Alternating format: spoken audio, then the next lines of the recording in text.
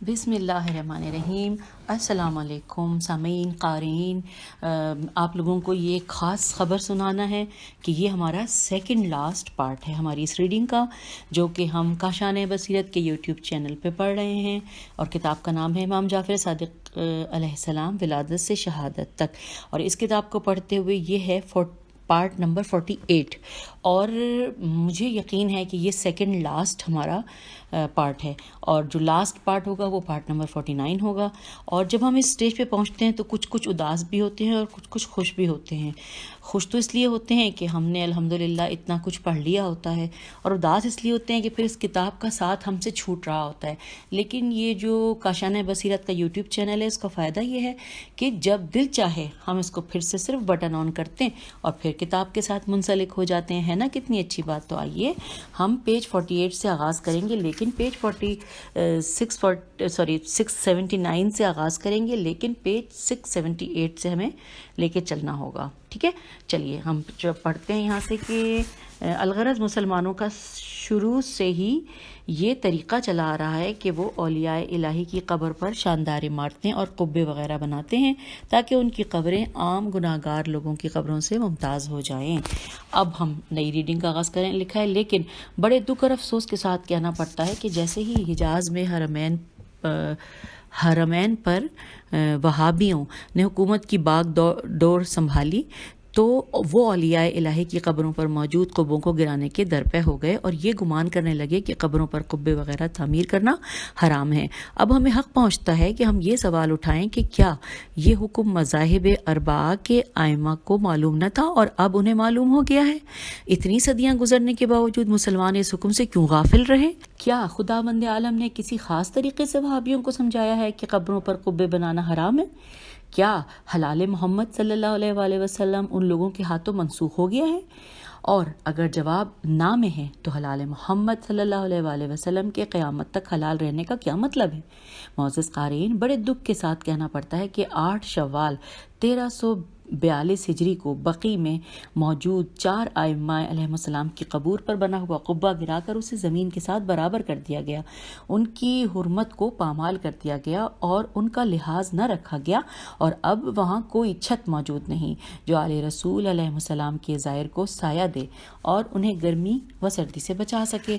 کیا رسول خدا صلی اللہ علیہ وآلہ وسلم کی محنتوں کے پیش نظر آپ صلی اللہ علیہ وآلہ وسلم کی آل سے اسی قسم کا ہی سلوک ہونا چاہیے تھا؟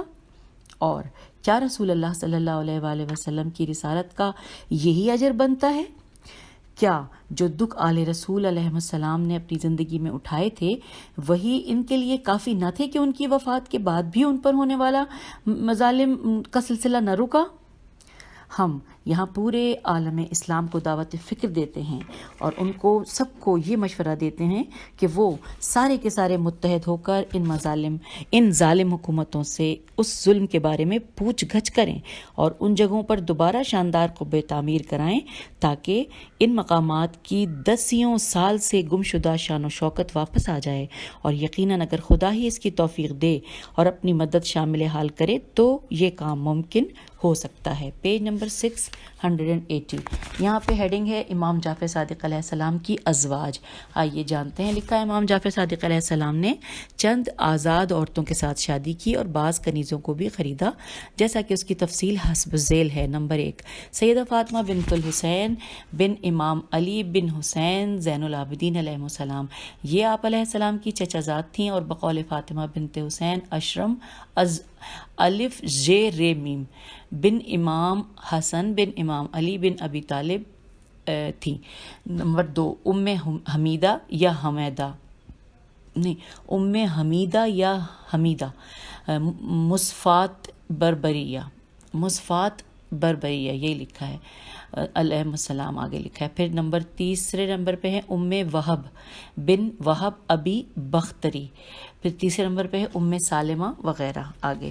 پھر لکھا ہے جناب حمیدہ المصفات البربریہ، آپ سائد بربری کی دختر تھیں اور کہا جاتا ہے کہ آپ علیہ السلام اندلسی اور ام ولد تھیں، اور آپ کو لولو یعنی لولو گوہر کہا جاتا تھا، جس طرح لولو مرجان ہے اس طرح تو لولو کا گوہر یعنی کہا جاتا تھا۔ ایک روایت میں آیا ہے کہ امام جعفر صادق علیہ السلام نے ارشاد فرمایا کہ حمیدہ علیہ السلام خالص سونے کی مانند ہر قسم کی برائی و کثافت سے پاک تھیں۔ فرشتے ہمیشہ ان کی حفاظت کرتے رہتے حتیٰ کہ یہ خدا کا مجھ پر اور میرے ہونے والی حجت پر احسان کی صورت میں میرے حصے میں آ گئی تھیں۔ حوالہ ہے مناقب آل ابی طالب علیہ السلام جلد 4 صفحہ نمبر 323۔ پھر لکھا ہے عیسیٰ بن عبد الرحمن نے اپنے والد سے نقل کیا ہے، وہ کہتا ہے کہ عکاشہ بن محسن اسدی حضرت امام محمد باقر علیہ السلام کی خدمت میں حاضر ہوا۔ اس وقت امام جعفر صادق علیہ السلام آپ علیہ السلام کے پاس کھڑے ہوئے تھے تو امام علیہ السلام نے ہمیں انگور پیش کیے اور فرمایا بچے اور بوڑھے اس کا ایک ایک دانہ کر کے کھاتے ہیں، اور جسے بھوک لگی ہوتی ہے وہ اس کے 3 اور 4 دانے کھاتا ہے، مگر تم اسے 2 دانے کر کے کھاؤ کیونکہ اسے اس طرح کھانا مستحب ہے۔ آگے لکھا ہے محسن میم ہے سواد نون محسن اسدی نے کہا کہ آپ علیہ السلام امام جعفر صادق علیہ السلام کی شادی کیوں نہیں کرا دیتے، حالانکہ یہ شادی کی عمر کو پہنچے ہوئے ہیں۔ اس وقت امام محمد باقر علیہ السلام کے سامنے ایک مہر لگی ہوئی تھیلی پڑی ہوئی تھی۔ آپ نے فرمایا جلد ہی اہل بربر کے غلام فروش آئیں گے اور میمون کے گھر ٹھہریں گے، تو ہم ان سے اس تھیلی کے عوض امام جعفر صادق علیہ السلام کے لیے ایک کنیز خریدیں گے۔ ہم آ گئے ہیں اس کتاب کے پیج نمبر 681 پہ۔ لکھا ہے محسن میم ہے سواد نون کہتا ہے کہ اس کے بعد کچھ عرصے کے بعد اہل بربر کے غلام فروش آ گئے، چنانچہ ایک دن ہم امام محمد باقر علیہ السلام کے پاس گئے تو آپ علیہ السلام نے ہمیں فرمایا کہ وہ غلام فروش آ گئے ہیں جن کا میں نے تم سے ذکر کیا تھا، لہٰذا تم جاؤ اور اس تھیلی کے عوض ان سے ایک کنیز خرید لاؤ۔ محسن کہتا ہے کہ جب ہم وہ تھیلی لے کر اس بربری عبد فروش کے پاس گئے تو اس نے ہم سے کہا کہ میں تو سارے غلام اور کنیزیں فروخت کر چکا ہوں اور اب میرے پاس 2 ہی کنیزیں باقی رہ گئی ہیں جو بیمار ہیں، مگر ان میں سے ایک کی صحت قدرے بہتر ہو رہی ہے۔ ہم نے اس سے کہا کہ ذرا ہمیں دکھاؤ تاکہ کچھ سوچ بچار کر لیں۔ اس پر اس عبد فروش نے ہمیں وہ 2 بیمار کنیزیں دکھائیں۔ ہم نے ان سے کہا کہ یہ جس کی صحت کچھ بہتر ہو رہی ہے ہمیں کتنے کی دے گا؟ اس نے کہا اس کی قیمت 70 دینار ہے۔ ہم نے کہا کچھ رعایت نہیں کرو گے؟ اس نے کہا نہیں، 70 سے کم نہیں۔ ہم نے کہا ہم تمہیں اس کی قیمت وہی دیں گے جو کچھ اس تھیلی سے نکلے گی، اور ہمیں نہیں خبر کہ اس میں کتنے دینار ہیں۔ اس کے پاس ایک سفید ریش بزرگ کھڑا تھا۔ اس نے کہا تم اس تھیلی کو کھولو اور وزن کرو۔ غلام فروش نے کہا نہیں، اسے مت کھولو، 70 دینار سے ایک دانہ بھی کم ہو تو میں اسے تمہارے آگے نہیں بیچوں گا۔ اس سفید ریش بوڑھے نے کہا ادھر آؤ، اسے کھولو۔ جب ہم نے اس تھیلی کو کھولا تو اس سے پورے 70 دینار برآمد ہوئے، نہ ایک کم نہ ایک زیادہ۔ پس ہم نے وہ دینار اس عبد فروش کو دیے اور وہ کنیز لے کر امام محمد باقر علیہ السلام کے پاس آ گئے۔ اس وقت آپ کے پاس امام جعفر صادق علیہ السلام کھڑے تھے۔ ہم نے اپنا سارا ماجرا امام محمد باقر علیہ السلام کو سنایا تو آپ نے خدا کی حمد و ثنا کے بعد اس کنیز سے کہا کہ تمہارا نام کیا ہے؟ اس نے کہا حمیدہ۔ سامعین ہم پیج نمبر 682 پہ آ گئے ہیں۔ اس نے کہا حمیدہ۔ امام علیہ السلام نے فرمایا انورٹڈ کاما میں کہ تو دنیا میں حمیدہ ہے اور آخرت میں محمودہ ہوگی۔ بتاؤ، انورٹڈ کاما کلوز، بتاؤ تمہاری پہلے کہیں شادی ہوئی ہے یا نہیں؟ اس نے کہا جی نہیں، میری پہلے کہیں بھی شادی نہیں ہوئی ہے۔ امام علیہ السلام نے فرمایا جعفر صادق علیہ السلام اسے لے لیں۔ یوں وہ حمیدہ امام جعفر صادق علیہ السلام کے حصے میں آئیں اور ان سے تمام اہل زمین میں سے بہتر شخصیت حضرت امام موسیٰ کاظم علیہ السلام کی ولادت ہوئی۔ حوالہ ہے الکافی جلد نمبر 1 صفحہ نمبر 476۔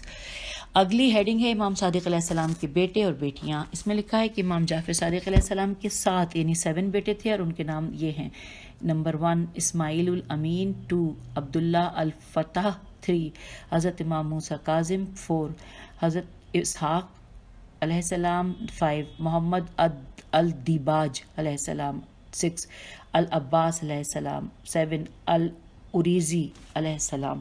اور میں جن میں علیہ السلام نہیں لگا سکی تو میں بھول گئی اگر، تو میں معذرت چاہتی ہوں۔ سب کے ساتھ علیہ السلام ہے۔ پھر لکھا ہے صاحب کتاب کشف الغمہ کے نزدیک آپ علیہ السلام کے بیٹوں کی تعداد 8 ہے اور ان میں سے 8ویں حضرت یحییٰ علیہ السلام ہیں۔ پھر لکھا ہے آپ کی 3 بیٹیاں تھیں اور ان کے اسماء یہ ہیں: حضرت ام فروہ، امام علیہ السلام نے ان کی شادی اپنے بھتیجے کے ساتھ کی تھی جنہوں نے حضرت زید شہید کے ہمراہ خروج کیا تھا۔ دوسرے نمبر پہ حضرت اسماء اور تیسرے نمبر پہ حضرت فاطمہ صغریٰ۔ اب ہم آ گئے پیج 683 پہ لکھا ہے، اب ہم آپ احباب کی خدمت میں امام علیہ السلام کے بعض بیٹوں کے حالات اور ان سے مربوط امور کو پیش کرتے ہیں۔ نمبر 1، حضرت اسماعیل بن امام جعفر صادق علیہ السلام۔ لکھا ہے آپ علیہ السلام حضرت امام جعفر صادق علیہ السلام کے بڑے بیٹے تھے۔ آپ بڑے سخی و مہربان اور شجاع و بہادر تھے۔ آپ کے فضائل و کرامات کی وجہ سے امام جعفر صادق علیہ السلام بھی آپ کو بہت چاہتے تھے اور آپ کی ہدایت و رہنمائی فرماتے تھے۔ بعض شیعہ یہ سمجھتے تھے کہ امام جعفر صادق علیہ السلام کے بعد حضرت اسماعیل علیہ السلام ہی امام ہوں گے، کیونکہ ان میں مشہور تھا کہ اگر بڑے بیٹے میں کوئی عیب نہ ہو تو اپنے باپ کے بعد وہی امام ہوتا ہے، اور امام جعفر صادق علیہ السلام کے ساتھ ان کے پیار کو بھی انہی معنوں میں لیتے تھے، مگر جب وہ اس مسئلے میں امام علیہ السلام کی طرف رجوع کرتے تو امام علیہ السلام اس کی نفی کر دیتے تھے۔ ایک روایت میں آیا ہے کہ اسماعیل بن عمار نے اپنا دین امام جعفر صادق علیہ السلام کے سامنے یوں پیش کیا کہ اشہد ان لا الہ الا اللہ وان محمدن رسول اللہ وانکم۔ نیچے لکھا ہے یہاں پر اس نے امام جعفر صادق علیہ السلام تک یکے بعد دیگر ائمہ طاہرین علیہ السلام کے نام لیے۔ پھر جب اس نے کہا اور آپ علیہ السلام کی حضرت اسماعیل علیہ السلام کو امام علیہ السلام نے فرمایا نہیں، حضرت اسماعیل علیہ السلام امام نہیں ہوں گے۔ یہ حوالہ ہے بہار الانوار جلد نمبر 47 اور صفحہ نمبر 261۔ آگے لکھا ہے کہ عمر بن ابان کہتے ہیں کہ حضرت امام جعفر صادق علیہ السلام اوصیاء کا ذکر کر رہے تھے تو میں نے حضرت اسماعیل علیہ السلام کا نام لیا۔ اس پر آپ علیہ السلام نے ارشاد فرمایا کہ نہیں اے ابا محمد، خدا کی قسم یہ وسیع مقرر کرنا ہمارے اختیار میں نہیں ہے، اس کا سارا اختیار خدا کے پاس ہے اور وہ ایک کے بعد دوسرے وسیع کو بھیجتا ہے۔ حوالہ ہے بصائر الدرجات صفحہ نمبر 491۔ اگلی پیراگراف میں ہے کہ حضرت امام جعفر صادق علیہ السلام نے حضرت اسماعیل علیہ السلام کی حیات مبارکہ میں ہی حضرت امام موسیٰ کاظم علیہ السلام کی امامت پر نص فرما دی تھی، نون صاد۔ اسی لیے امام جعفر صادق علیہ السلام کے فاضل اصحاب حضرت اسماعیل علیہ السلام کو امام سمجھتے تھے اور نہ ہی ان کے بھائی حضرت عبداللہ افتاح کو۔ پیج 664۔ یہاں پر بطور عبرت و نصیحت ایک واقعہ نقل کرتے ہیں جو حضرت اسماعیل علیہ السلام اور ایک دوسرے شخص کے درمیان پیش آیا تھا۔ لکھا ہے حماد بن عیسیٰ نے حریز سے نقل کیا ہے، وہ کہتے ہیں کہ حضرت اسماعیل علیہ السلام کے پاس چند دینار تھے اور ایک شخص یمن جا رہا تھا۔ حضرت اسماعیل علیہ السلام چاہتے تھے کہ وہ شخص آپ علیہ السلام کے لیے یمن سے دیناروں کے بدلے کوئی چیز لیتا آئے۔ آپ علیہ السلام نے امام علیہ السلام سے عرض کیا، بابا جان فلاں شخص یمن جا رہا ہے اور میرے پاس چند دینار ہیں، میں چاہتا ہوں کہ وہ ان دیناروں کے بدلے وہاں سے میرے لیے کوئی چیز خرید کر لائے۔ اس کے متعلق آپ علیہ السلام کیا فرماتے ہیں؟ تو امام جعفر صادق علیہ السلام نے فرمایا، جانے پدر کیا آپ نہیں جانتے کہ وہ شراب نوشی کرتا ہے؟ حضرت اسماعیل علیہ السلام نے کہا، جی بابا، لوگ اس کے بارے میں یہی کہتے ہیں۔ امام علیہ السلام نے فرمایا، بیٹا آپ اپنے دینار اس کے حوالے نہ کرنا۔ لیکن حضرت اسماعیل علیہ السلام نے اپنے بابا کی نافرمانی کرتے ہوئے وہ دینار اس شرابی کے حوالے کر دیے اور وہ ان دیناروں کو ضائع کر کے واپس آ گیا اور حضرت اسماعیل علیہ السلام کے لیے کوئی چیز بھی نہ لایا۔ حضرت اسماعیل اور امام جعفر صادق علیہ السلام نے اس سال حج کیا تو حضرت اسماعیل بیت اللہ کا طواف کر کے یہ دعا کرنے لگے، خدایا مجھے اپنی پناہ دے اور میرا مال مجھے واپس دلا۔ امام جعفر صادق علیہ السلام نے آپ کو پیچھے سے پکڑ کر فرمایا، خاموش ہو جاؤ اے بیٹے، خدا کی قسم نہ تمہاری خدا پر اب کوئی حجت باقی ہے، نہ اب اس پر تمہیں امان دینا فرض رہا اور نہ ہی تمہارا ضائع شدہ مال پلٹانا اس کی ذمہ رہا، کیونکہ تجھے علم تھا کہ وہ شرابی ہے اور تو نے اس کے باوجود بھی اسے امین بنایا۔ اگلے پیراگراف میں لکھا ہے کہ حضرت اسماعیل علیہ السلام نے عرض کیا، بابا جان میں نے اپنی آنکھوں سے تو شراب پیتے نہیں دیکھا تھا، بلکہ میں نے تو صرف اس کے بارے میں لوگوں کی باتیں ہی سنی تھیں۔ امام جعفر صادق علیہ السلام نے فرمایا، بیٹا قرآن مجید میں خداوند عالم ارشاد فرماتا ہے، سورہ توبہ کی آیت نمبر 61، ترجمہ کہ اللہ پر ایمان رکھتا ہے اور مومنوں کی تصدیق کرتا ہے۔ یہاں ترجمہ ختم ہو گیا۔ ہم آ گئے پیج 685 پہ۔ لکھا ہے یعنی وہ اللہ کی بھی تصدیق کرتا ہے اور مومنوں کی باتوں کو بھی سچ کہتا ہے۔ بس جب تمہارے پاس مومنوں کی گواہی آ گئی تھی تو تیرا کام بنتا تھا کہ تو ان کی باتوں کو سچ سمجھتا اور شرابی کو امانت دار نہ بناتا۔ خدائے بزرگ و برتر اپنی کتاب میں ارشاد فرماتا ہے، سورہ نساء کی آیت نمبر 5 میں کہ اور اپنے مال بے وقوفوں کے حوالے نہ کرو۔ اب آگے لکھا ہے کہ لہٰذا اب مجھے بتاؤ کہ شرابی سے بڑھ کر بھی کوئی بیوقوف ہو سکتا ہے، کیونکہ شرابی اگر کسی عورت کی خواستگاری کرے تو اسے رشتہ نہیں دیا جاتا، جب کسی کی سفارش کرے تو اس کی سفارش کو قبول نہیں کیا جاتا، اور نہ ہی اسے امانت پر امین بنایا جاتا ہے۔ چنانچہ جو بھی اسے کسی امانت میں امین بناتا ہے گویا وہ اس امانت کو اپنے ہاتھوں سے ضائع کر دیتا ہے، اور ایسی صورت میں خدا پر کچھ واجب نہیں رہتا کہ وہ امین بنانے والے کو بچائے یا اس کی امانت اسے واپس دلائے۔ حوالہ ہے الکافی جلد نمبر 5 صفحہ نمبر 299۔ آئیے اب آگے چلتے ہیں، اگلی ہیڈنگ ہے حضرت اسماعیل علیہ السلام کی وفات۔ لکھا ہے کہ حضرت امام جعفر صادق علیہ السلام کی حیات مبارکہ میں ہی حضرت اسماعیل علیہ السلام کی وفات ہو گئی تھی، اور آپ علیہ السلام کی وفات بعض ضعیف العقیدہ لوگوں کے لیے ایک عقائدی فتنہ ثابت ہوئی۔ امام جعفر صادق علیہ السلام اپنے علم امامت سے جانتے تھے کہ عنقریب مریض دلوں والے شیطانی اور گمراہ کن اعمال انجام دیں گے، اس لیے آپ علیہ السلام نے کچھ ایسے کام کیے جو زمانے کے اعتبار سے ذرا عجیب تھے۔ آپ علیہ السلام نے لوگوں کے سامنے اپنے بیٹے حضرت اسماعیل علیہ السلام کے چہرے سے کپڑا ہٹایا، پیج 686 پہ آ گئے، اس کے بعد لکھا ہے کپڑا ہٹایا اور انہیں دکھایا کہ حضرت اسماعیل علیہ السلام کی وفات ہو چکی ہے، پھر آپ علیہ السلام نے انہیں بقیع میں دفن کر دیا۔ یہ سارا کچھ ان پر حجت تمام کرنے کے لیے اور ان کے شبے کو دور کرنے کے لیے کیا تھا، اور جو افراد تشییع جنازے میں موجود تھے وہ سب آپ علیہ السلام کے ان اعمال کے شاہد تھے۔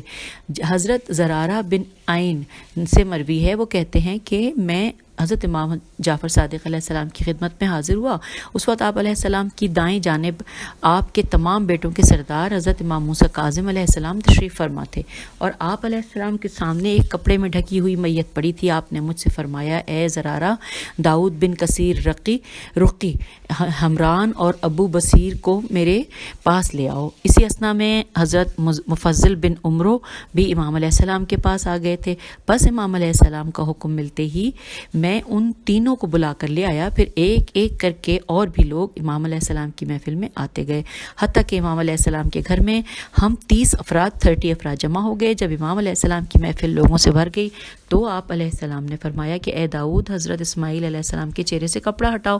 جب میں نے حضرت اسماعیل علیہ السلام کے چہرے سے کپڑا ہٹایا تو امام علیہ السلام نے مجھ سے پوچھا، اے داؤد بتاؤ، کیا حضرت اسماعیل علیہ السلام زندہ نہیں ہیں؟ پھر امام علیہ السلام نے اپنی محفل میں موجود تمام لوگوں کو باری باری حضرت اسماعیل کی میت دکھائی، اور سب نے یہی کہا کہ مولا حضرت اسماعیل زندہ نہیں ہیں۔ پھر امام صادق علیہ السلام نے فرمایا، خدایا گواہ رہنا کہ اس کے بعد آپ نے انہیں غسل و حنوط اور کفن پہنانے کا حکم صادر فرمایا۔ پھر جب انہیں کفن پہنا دیا گیا تو امام علیہ السلام نے حضرت مفضل سے فرمایا، اے مفضل، ذرا اسماعیل کے چہرے سے کپڑا ہٹاؤ۔ جب حضرت مفضل نے کپڑا ہٹایا تو آپ علیہ السلام نے پوچھا، کیا اسماعیل زندہ ہے؟ حضرت مفضل نے جواب دیا، نہیں۔ ان کا جواب سن کر امام علیہ السلام نے کہا، خدایا ان پر گواہ رہنا۔ پھر ان کی میت کو اٹھا کر قبرستان لے جایا گیا، اور پھر جب انہیں قبر میں لٹایا گیا تو امام علیہ السلام نے فرمایا، اے مفضل، ذرا اسماعیل کے چہرے سے کپڑا ہٹاؤ۔ پھر آپ نے چند لوگوں سے کہا، ذرا دیکھو اسماعیل زندہ ہے یا نہیں؟ انہوں نے کہا، نہیں، اسماعیل زندہ نہیں ہے۔ اس پر آپ علیہ السلام نے فرمایا، خدا تو گواہ رہنا، اور اے لوگو تم بھی گواہ رہنا اور رہو، ان قریب اہل باطل شک پہ پڑیں گے اور نور خدا کو پھونکوں سے بجھانے کی کوشش کریں گے۔ پھر آپ علیہ السلام نے حضرت امام موسیٰ کاظم علیہ السلام کی طرف اشارہ کر کے فرمایا کہ اور خدا اپنے نور کو کامل کرنے والا ہے، خواہ یہ بات مشرکوں کو ناگوار ہی گزرے۔ ہم پیج 687 پہ آ چکے ہیں۔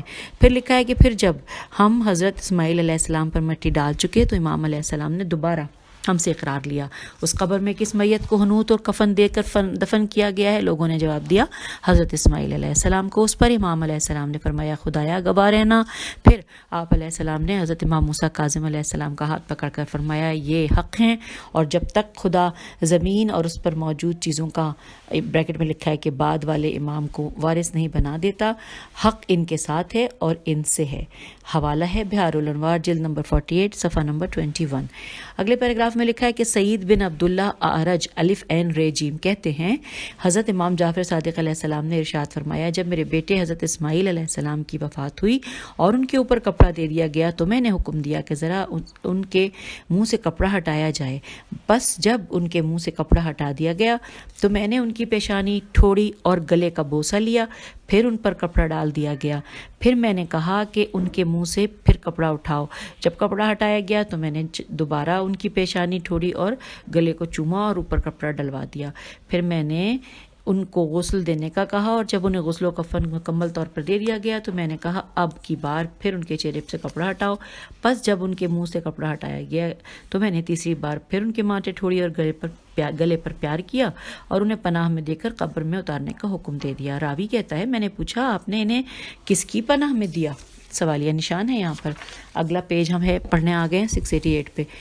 کس کی پناہ میں دیا؟ تو امام علیہ السلام نے فرمایا قرآن مجید کی پناہ میں۔ اچھا، حوالہ ہے اکمال الدین صفحہ نمبر 71۔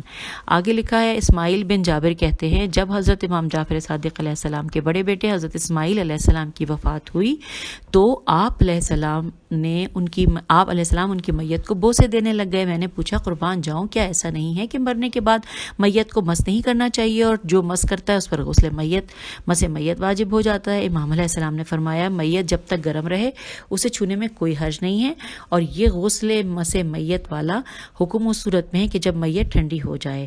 تہذیب الاحکام حوالہ ہے اور جلد نمبر 1 صفحہ نمبر 429 حدیث نمبر 1366۔ آگے لکھا ہے کہ ایک روایت میں آیا ہے کہ حضرت اسماعیل علیہ السلام کی وفات کے وقت امام جعفر صادق علیہ السلام بڑے غمزدہ اور پریشان تھے اور براہنہ پا بغیر ردا کے جنازے کے آگے آگے چل رہے تھے، اور جب لوگوں نے حضرت اسماعیل علیہ السلام کی میت کو قبر میں اتارا تو آپ نے قبر کے پاس بیٹھ کر فرمایا انورٹڈ کاما میں کہ خدا تم پر رحم کرے اور تم پر درود بھیجے انورٹڈ کاما کلوز۔ اس کے بعد آپ علیہ السلام قبر میں نہ اترے اور فرمایا نبی اکرم صلی اللہ علیہ وآلہ وسلم نے بھی اپنے بیٹے حضرت ابراہیم علیہ السلام کی میت کے ساتھ ایسا ہی کیا تھا۔ حوالہ ہے الکافی جلد نمبر 3 صفحہ نمبر 193۔ آگے لکھا ہے نعمانی کی کتاب الغیبہ میں آیا ہے کہ یہ امام جعفر صادق علیہ السلام کا ایک مشہور کلام ہے جو آپ نے حضرت اسماعیل علیہ السلام کی قبر کے پاس کھڑے ہو کر ارشاد فرمایا تھا انورٹڈ کاما۔ آئیے ہم وہ کلام پڑھتے ہیں کہ میرے دل میں تمہارے لیے دکھ، تمہارے اوپر دکھ ناراضگی پر غالب آ گیا ہے۔ اے اسماعیل میرے حق میں تجھ سے جو بھی کوتاہی ہوئی ہے میں نے وہ تمہیں بخش دی ہے، پس اگر مجھ سے تیرے حق میں کوئی کمی رہ گئی ہو تو تو مجھے معاف کر دینا انورٹڈ کاما کلوز۔ اور حوالہ ہے الغیبہ صفحہ نمبر 327۔ آگے لکھا ہے ان بسا این نون بے سین ہے بن بجاد العابد بے جیم الف دال الف لام عین الف بے دال کہتے ہیں کہ جب امام جعفر صادق علیہ السلام کے بیٹے حضرت اسماعیل علیہ السلام کی وفات ہوئی اور ہم ان کی نماز جنازہ سے فارغ ہوئے تو امام جعفر صادق علیہ السلام بیٹھے اور ان کے ساتھ ہم بھی بیٹھ گئے۔ پیج 689۔ اس وقت امام علیہ السلام نے غم کی وجہ سے اپنا سر نیچے کیا ہوا تھا، پھر آپ علیہ السلام نے اپنا سر مبارک اوپر اٹھایا اور فرمایا اے لوگو یہ دنیا جدائی اور دشواری کا گھر ہے، یہ نہ کہ امن اور سکون کا، اس طرح کہ اس کی جدائی کی سوزش کو دور نہیں کیا جا سکتا اور اس کی طلب کو ختم نہیں کیا جا سکتا، البتہ لوگ حسن تعزیت اور صحیح فکر کی بدولت فضیلت پا لیتے ہیں۔ پس جو اپنے بھائی کو جدائی کا صدمہ نہ پہنچائے گا تو اس کا بھائی اسے جدائی کا صدمہ دے جائے گا، اور جس کا بیٹا پہلے نہ مرے گا تو وہ خود مرنے میں پہل کر جائے گا۔ یہاں پہ وہ گفتگو ختم ہوئی۔ مولا کی آگے لکھا ہے پھر آپ علیہ السلام نے بطور مثال ابو خراش حضلی کا وہ شعر پڑھا جو اس نے اپنے بھائی کے مرثیے میں کہا تھا۔ ترجمہ اے امیم تو یہ نہ سمجھ کہ میں نے اپنے بھائی کا عہد یعنی مہر وفا بھلا دیا ہے، بلکہ میں تو صرف اپنے صبر جمیل کا مظاہرہ کر رہا ہوں انورٹڈ کاما کلوز۔ اس کے علاوہ بھی بہت کچھ مصادر اہل بیت علیہ السلام میں حضرت اسماعیل علیہ السلام کے بارے میں احادیث وارد ہوئی ہیں جنہیں ہم نے اپنے موسوعہ میں ذکر کر دیا ہے۔ سامعین اب اگلی ہیڈنگ ہے فتنہ عقائدیہ۔ آئیے پڑھتے ہیں، جانتے ہیں یہ کیا ہے۔ لکھا ہے معزز قارئین حضرت اسماعیل علیہ السلام کی وفات کے وقت امام جعفر صادق علیہ السلام نے جو تدبیریں اختیار کی تھی ان سب تدبیروں اور حضرت اسماعیل علیہ السلام کی وفات پر واضح شواہد موجود ہونے کے باوجود بھی بعض لوگوں نے حضرت اسماعیل علیہ السلام کی وفات میں شبہ ظاہر کیا اور امام جعفر صادق علیہ السلام کے بعد ان کی امامت کے قائل ہو گئے، اور اس سے انہوں نے ایک نیا عقائدی فتنہ کھڑا کیا اور مسلمانوں اور مومنوں کی صفوں میں مزید انتشار پیدا کیا، اور اس کے نتیجے میں ایک نیا مذہب تشکیل پایا جو مذہب شیعہ سے کٹ کر بنا تھا، اور وہ اسماعیلیہ مذہب کہلایا، اور آگے وہ بھی دو قسموں میں تقسیم ہوا۔ ہم آ گئے ہیں پیج 690 پہ۔ لکھا ہے دو قسمیں پڑھتے ہیں۔ پہلی قسم ہے ظاہریہ، یہ بوہرا کے نام سے معروف ہیں، بوہرا، اچھا بوہرا قوم۔ نمبر 2 باطنیہ، انہیں آغا خانی کہتے ہیں۔ سامعین، یہ مجھے تفصیل نہیں پتہ تھی، میں ابھی یہاں ریڈنگ روک کے بتا رہی ہوں، یہ تو بہت اچھی انفارمیشن مجھے ملی ہے۔ یعنی ادھر ادھر سے بندہ سنتا ہے، لیکن جب کتاب میں اپنی آنکھوں سے دیکھ لے تو پھر بہت الگ سی ایک فیلنگ ہوتی ہے۔ ہو سکتا ہے آپ میں سے بھی کوئی جو سن رہا ہو وہ اس کی بھی یہ فیلنگ ہو۔ آگے چلتے ہیں، لکھا ہے یہ ہندوستان، پاکستان اور مشرقی افریقہ اور دوسرے ممالک میں پائے جاتے ہیں۔ یہ پہلے 6 اماموں کو تسلیم کرتے ہیں اور باقی 6 کا انکار کرتے ہیں۔ ان کے احکام بے دلیل اور ان کی فقہ شیعہ امامیہ کی فقہ سے بہت مختلف ہے۔ اگر ہم اس کی تفصیل میں جائیں تو بات طویل ہو جائے گی۔ اب اگلا نام جو ہمیں نظر آ رہا ہے وہ ہے عبداللہ بن امام صادق۔ آئیے پڑھتے ہیں، لکھا ہے ان کا لقب الافتح، یہ انورٹڈ کاما میں الافتح تھا، اور ان کا یہ لقب ان کے سر یا پاؤں کے چوڑے ہونے کی وجہ سے تھا۔ امام جعفر صادق علیہ السلام علم امامت سے جانتے تھے کہ منصور دوانیقی آپ کے بعد ہونے والے امام کو قتل کرنے کی کوشش کرے گا، لہٰذا آپ علیہ السلام وقت کے تقاضوں کے پیش نظر کسی کو یہ نہ بتا سکے کہ آپ کے امام حضرت امام موسیٰ کاظم علیہ السلام ہے۔ چنانچہ اس حکمت عملی کا سب سے بڑا ثبوت آپ کا اپنے بیٹے امام موسیٰ کاظم علیہ السلام کی جان کا تحفظ کرنا تھا، لیکن آپ علیہ السلام نے اس کام یعنی اپنے بعد وسیع کی تقرر کے لیے ضروری تدبیروں سے بھی بے اعتنائی نہ برتی تاکہ یہ معاملہ آپ علیہ السلام کی شیعوں پر بالکل ہی مخفی نہ رہ جائے۔ لہٰذا آپ علیہ السلام نے اپنے بعض خواص و معتبر شیعوں کے سامنے امام موسیٰ کاظم علیہ السلام کی امامت و ولایت پر نسخ فرمائی، جیسا کہ ان نصوص کو ہم عنقریب امام موسیٰ کاظم علیہ السلام کے حالات میں درج کریں گے۔ اس وقت شیعوں میں امام جعفر صادق علیہ السلام کا یہ فرمان بڑا مشہور تھا کہ جب تک بڑے بیٹے میں کوئی عیب نہ ہو تو اپنے باپ کے بعد وہ امام ہوتا ہے۔ جس وقت امام جعفر صادق علیہ السلام کی شہادت واقع ہوئی تھی اس وقت آپ کے بیٹوں میں عبداللہ افتح الف توئے سب سے بڑا تھا، چنانچہ بعض شیعہ شبہے میں پڑ گئے اور وہ اسے امام سمجھنے لگے، مگر وہ اس بات کو بھول گئے تھے کہ بڑے بیٹوں کو اس وقت امام مانا جاتا ہے کہ جب اس کی خلقت وغیرہ میں کوئی عیب نہ ہو، اور عبداللہ کی کمزوریوں میں سے ایک یہ بھی تھی کیونکہ اس کا سر یا اس کے پاؤں کافی چوڑے تھے، جیسا کہ سابقاً اس کا بیان گزر چکا ہے۔ اب آگے بڑھتے ہیں، لکھا ہے مزید برآں اس کی طرف بہت سے انحرافات بھی منسوب ہیں، جیسا کہ شیخ مفید رحمۃ اللہ الارشاد میں ان کے حالات میں لکھتے ہیں۔ عبداللہ بن جعفر حضرت اسماعیل علیہ السلام کے بعد اپنے بھائیوں میں سے بڑا تھا، لیکن اسے اپنے والد کے ہاں وہ مقام حاصل نہ تھا جو اس کے دوسرے بھائیوں کو حاصل تھا۔ وہ محتم تھا، میم ہے تیمیم، کہ وہ اعتقاد میں اپنے والد گرامی کا مخالف تھا۔ کہا جاتا ہے کہ اس کا اٹھنا بیٹھنا حشویہ شین واو یہ ہے کے ساتھ تھا، اور وہ مرجع کی طرف بھی مائل تھا۔ اس نے اپنے والد بزرگوار کے بعد امامت کا دعویٰ کیا، اور اس نے اپنے دعوے کی دلیل یہ پیش کی تھی کہ وہ اپنے باقی بھائیوں سے بڑا ہے، لہٰذا امام جعفر صادق علیہ السلام کے اصحاب کے ایک گروہ نے اس کی پیروی کرنا شروع کر دی۔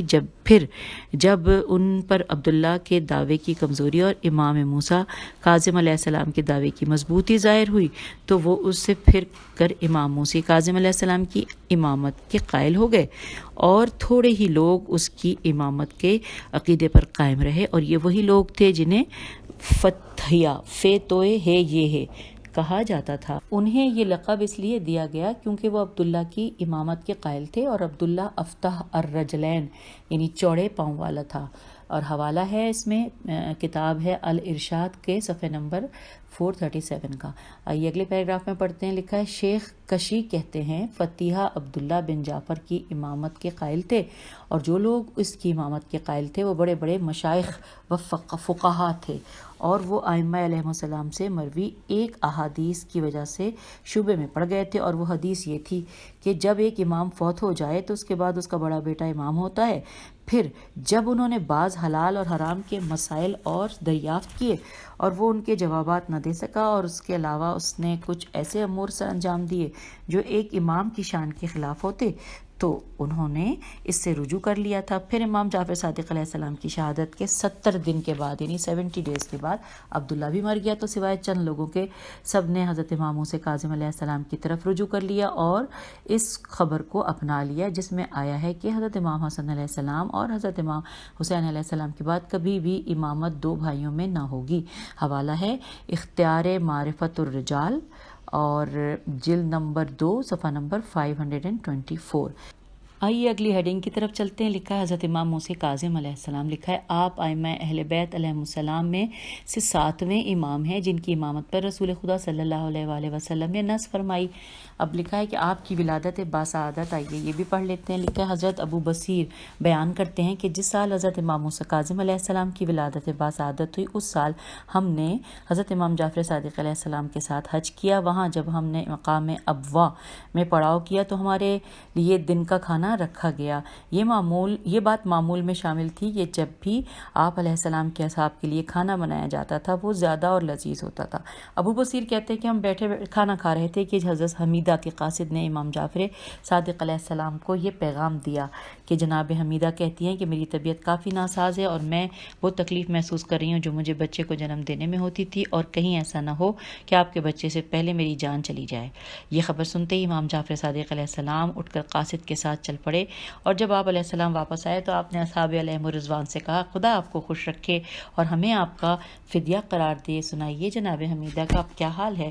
امام علیہ السلام نے فرمایا خدا نے انہیں بچا لیا ہے اور مجھے ایک فرزند عطا کیا ہے۔ حمیدہ نے مجھے اس لیے خبر دی تھی کیونکہ ان کے خیال میں یہ خبر میرے علم میں نہیں ہے، حالانکہ وہ خبر میرے علم میں تھی۔ پیج 693۔ میں نے کہا قربان جاؤں، بتائیے جناب حمیدہ نے آپ کو کیا خبر دی تھی؟ حمیدہ نے مجھے بتایا کہ جب اس بچے کی ولادت ہوئی تو اس نے اپنے ہاتھ زمین پر رکھے اور اپنا سر آسمان کی طرف اٹھایا، تو میں نے انہیں بتایا کہ یہ رسول خدا صلی اللہ علیہ وآلہ وسلم اور آپ صلی اللہ علیہ وآلہ وسلم کے بعد آپ کے وصی کی نشانی ہے۔ میں نے پوچھا قربان جاؤں، یہ رسول خدا صلی اللہ علیہ وآلہ وسلم اور آپ صلی اللہ علیہ وآلہ وسلم کے بعد آپ کے وصی کی نشانی کیسے؟ امام علیہ السلام نے فرمایا جس رات میرے دادا کا نطفہ مستقر ہوا اس رات میرے دادا کے والد کے پاس ایک آنے والا ایک برتن لے کر آیا، اور اس برتن میں ایک شربت تھا جو پانی سے زیادہ پتلا، مکھن سے زیادہ ملائم اور شہد سے زیادہ میٹھا تھا، برف سے زیادہ ٹھنڈا اور دودھ سے زیادہ سفید تھا۔ اس نے وہ شربت میرے جد بزرگوار کے والد کو پلایا اور جمع کرنے کا حکم سنایا، تو آپ علیہ السلام نے اٹھ کر جمع کیا اور میرے دادا کا نطفہ مستقر ہو گیا۔